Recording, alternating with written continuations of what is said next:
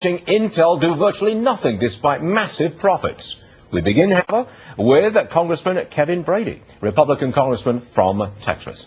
So, if the Republicans win the House, will all of the Bush tax cuts get extended? I want your solid opinion on whether or not this lame duck Congress will in fact extend all the tax cuts. Very big question for us on a financial program.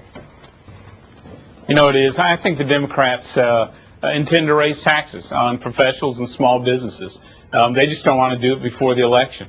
I think on November 2nd, if they take a major beating at the polls, I think they could be in disarray, and the tax cuts could all be extended en masse. But I have my doubts. I think they're going to allow some of them to expire. But okay, so we've got a split decision here.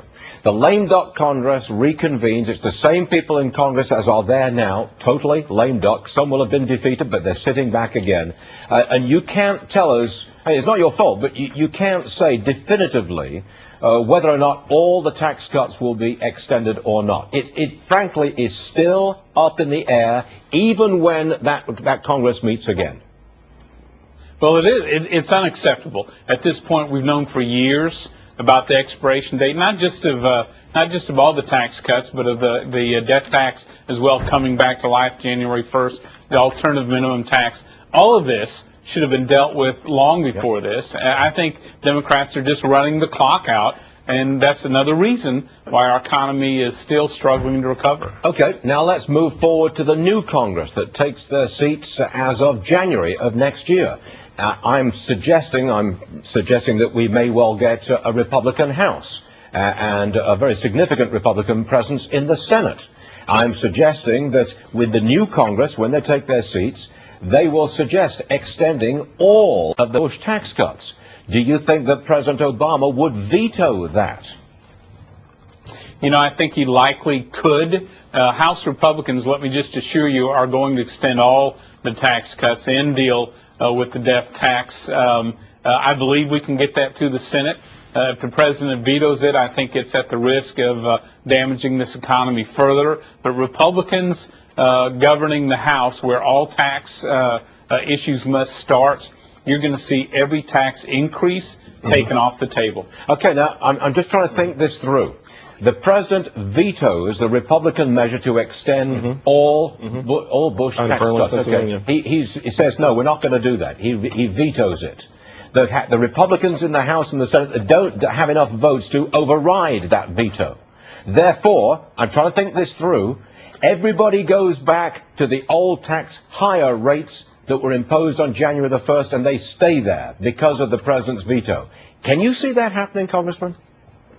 Well, I hope it does, and I would hate to think the president is standing in the way of middle-class tax cuts, and I think tax cuts for professionals and small businesses, the ones, Stuart, as you know, most likely to help us recover from this economic downturn. To punish them, we think, would be exactly the wrong message for this economy. But the president, if he draws that line in the sand, I think it's more evidence that he really doesn't know how to handle this economy.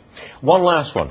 In this lame duck session, there's lots of left-wing sort of ideas that have not yet been pushed through Congress. In a lame duck session, which of the following do you think is most likely to be pushed by the Democrats? Would it be cap and trade?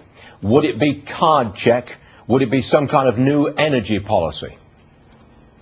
You know, I think new energy policy is probably the likeliest, but I think a lot depends on just how the polls go November 2nd. If it's a major defeat and rejection, I think it's going to be difficult for them to pass any of that legislation. I think they'll be in disarray in a major way. If it's a tight response on November 2nd, then I think all of those are on the table. Whoa.